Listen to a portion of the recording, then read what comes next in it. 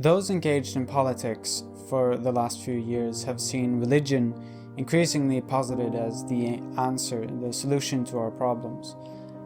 Charlie Kirk, may he rest in peace, stood for something like this, that if we just return to our Christian values, then we would manage a turning point for the USA or whichever other country you live in.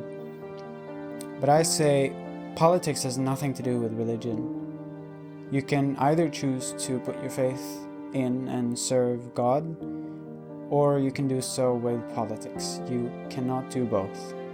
Now, humanity has a primary problem, which is that we're fallen. We just can't seem to live in harmony and get along with each other. And this has to be addressed somehow, or else those who are willing to exploit will bring the world to its knees.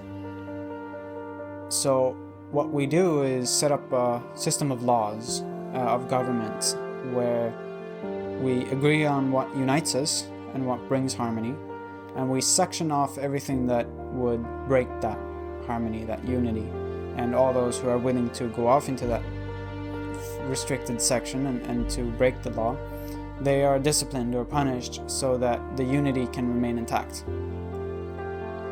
And so politics is necessary, and Romans 13 tells us as much, that rulers are appointed by God and receive the goodness of the government, of the governance from God, because all good order comes from God. But the problem is that governing powers and states and laws aren't just a spontaneous divine inspiration. They're not eruptions of harmony and true unity between people with God, with the one exception. Rather, they're a mechanism to try to wrest control over the chaos of existence, of coexistence, by some man-made means. Either you can conquer others, competitors, for control, or you can try to think up some man-made solution, some system, and convince others of it, and negotiate with your opponents and your competitors. But both of those mechanisms don't address the fundamental problem of disunity. They are always about trying to use force or faith in yourself to overcome the problem. And Christ tells us that no flesh should be saved. We cannot save ourselves by our own power. And this bleeding issue would continue bleeding and soak through every bandage that we could ever make until we bled out.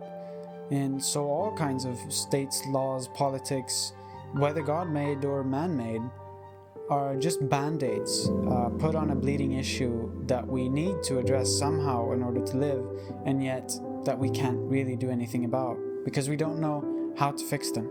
And St. Paul informs us that even the God-made law, the laws of Israel, the Mosaic law, was a band-aid. It was given to the Hebrews so that they had something to go by until they were ready to live by the spirit of love and truth in true unity.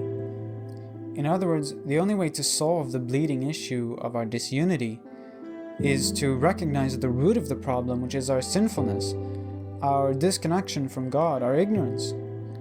And we must address it at that level. We must grow in understanding and grow in closeness to God and surrender to God.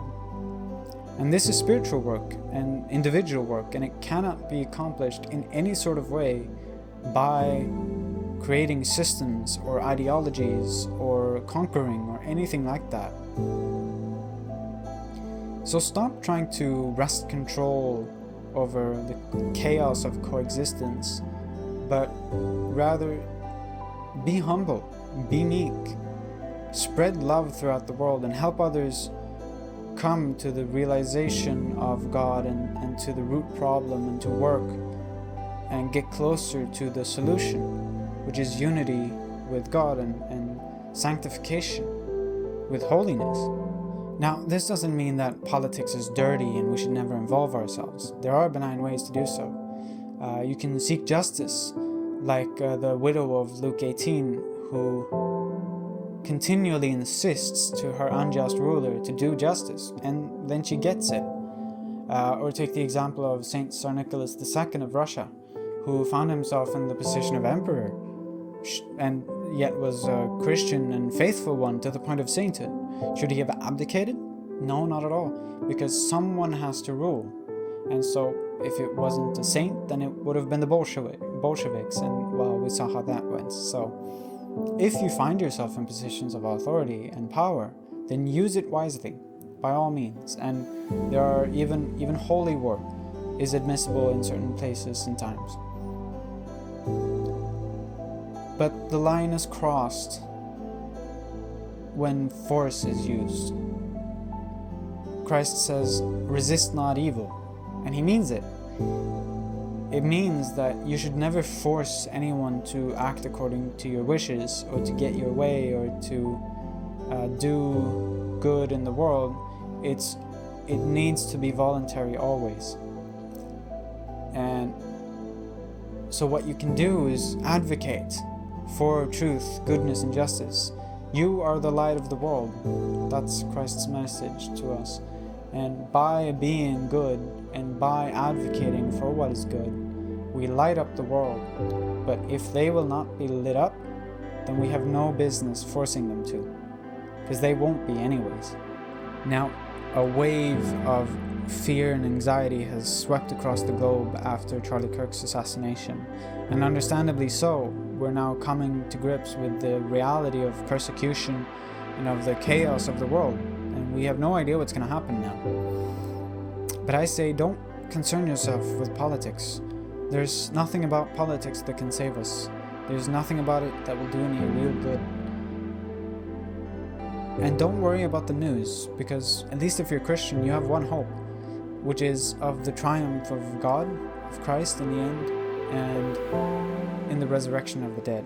Now, exactly what that means, I don't know if anyone knows, but morally it must be so, because how can you live a just life and for that to be fruitless? Of course it must bear fruit, eventually. And so, don't worry about the news, and don't concern yourself with politics, but rather focus on God and spread love and truth and goodness in your individual life. That is what will do good. All will be well.